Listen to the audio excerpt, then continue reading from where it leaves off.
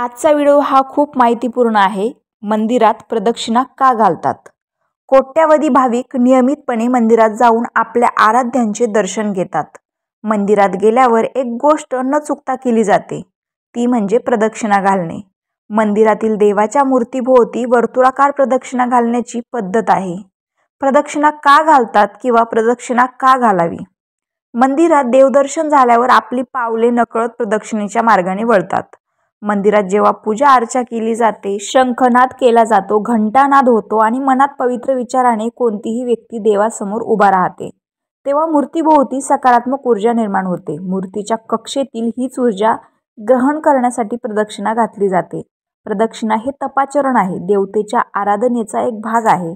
म्हणून प्रदक्षिणा घालताना काया वाचा मनाने नामस्मरण करत तेथील वातावरणाशी एकरूप होणे इष्ट ठरते।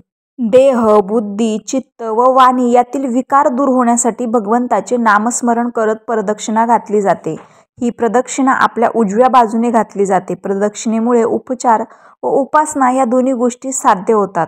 प्रदक्षिणेचे प्रकार आहेत। पहिली प्रदक्षिणा देवप्रदक्षिणा। षोडशोपचार पूजेतील 15वा उपचार म्हणजे देवप्रदक्षिणा। मंदिरात गाभाऱ्याभोवती प्रदक्षिणा मंत्र किंवा अन्य स्तोत्र नामस्मरण घेत प्रदक्षिणा घातली जाते, याला देवप्रदक्षिणा असे म्हटले जाते। बाकी मंदिरात पूर्ण प्रदक्षिणा घालणे शक्य नसले तर अशा वेळी स्वतःभोवती प्रदक्षिणा घातली तरी चालते। 2. मंदिर प्रदक्षिणा। मंदिरातील काही देवता दर्शन प्रधान असतात तर काही प्रदक्षिणा प्रधान असतात। देवांचे केवळ दर्शन घेऊन प्रदक्षिणेचा मार्ग गाभाऱ्याभोवती नसून मंदिराभोवती असतो, त्याला मंदिर प्रदक्षिणा म्हणतात। क्षेत्र प्रदक्षिणा। यामध्ये लघु परिक्रमा आणि दीर्घ परिक्रमा असे 2 प्रकार असतात। लघु परिक्रमेत आपल्या परिसरातील, गावातील, शहरातील तीर्थकुंडे, देवस्थाने, क्षेत्रपाल मंदिर आदींचा समावेश होतो, तर दीर्घ परिक्रमेत पंचक्रोशीतील देवस्थानांचा, तीर्थस्थानांचा समावेश होतो, त्याला क्षेत्र प्रदक्षिणा म्हणतात। नदी प्रदक्षिणा। नदी प्रदक्षिणा केवळ पायीच करायची असते। नदी परिक्रमेत त्याच नदीत स्नान करणे, नदीचे पाणी पिणे, मधुकरी मागून जेवणे असे काही नियम पाळावे लागतात। नर्मदा, कृष्णा, गोदावरी, तुंगभद्रा या नद्यांच्या प्रदक्षिणा प्रसिद्ध आहेत।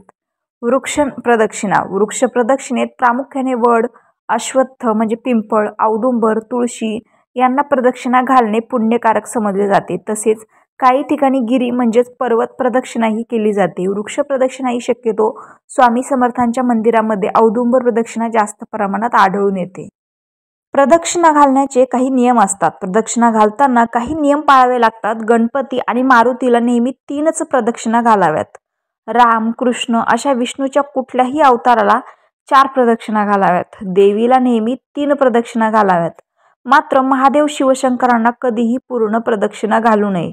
शंकराला नेहमी अर्धीच प्रदक्षिणा घालावी। प्रदक्षिणा घालताना कधीही मध्येच थांबू नये। ज्या स्थानावरून प्रदक्षिणा सुरू केली त्याच जागी ती संपन्न करावी। प्रदक्षिणा घालताना कुणाशीही बोलू नये। कुठल्याही व्यक्तीला प्रदक्षिणेदरम्यान पाय लागू देऊ नये।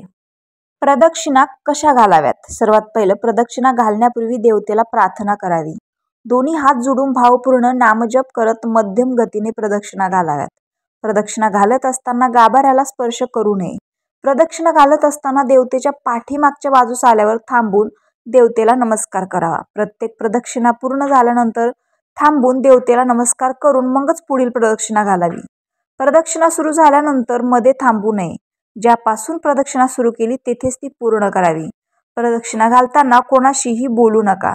ज्या देवाची प्रदक्षिणा करत आहात त्याचे ध्यान करा। उलट अर्थात डाव्या बाजूला प्रदक्षिणा घालू नये। कोणत्या देवाला किती प्रदक्षिणा घालाव्या?